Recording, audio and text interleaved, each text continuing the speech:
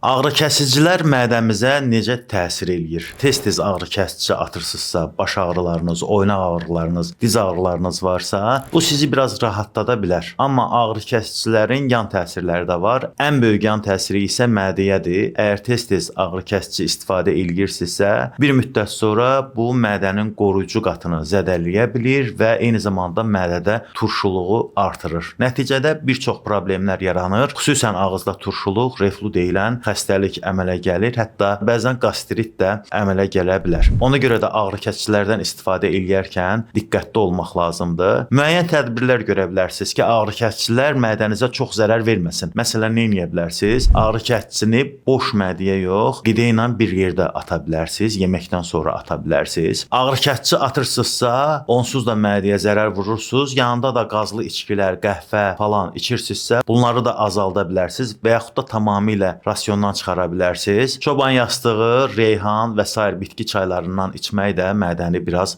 rahatlada bilər. Eyni zamanda stressdən də uzaq durmaq tövsiyə olunur. Amma bəzən bütün bu tədbirləri görsək də yenə ağrı-kəsicilər mədəmizi zədələyə bilir və nəticədə reflu və yaxud da ağızdan turşu dad, boğazda yanma hissi yaranır. Bunun qarşısını almaq üçün isə mən sizə Temzo tabletlərini tövsiyə eləyə bilərəm. Gündə bir dənə içməklə səhərlər bütün gün təsiri ola bilər. Mədədə qıcqırmanı, yanma hissini, eyni zamanda reflunu aradan qaldırır. Yenə qeyd eləyirəm, xüsusilə daimi olaraq ağrı-kəsicidən istifadə eləyirsinizsə, səhərlər bir dənə Temzo atmaq mədənizə fayda verəcək. İzlədiyiniz üçün təşəkkürlər. Videomuzu bəyənməyi unutmayın.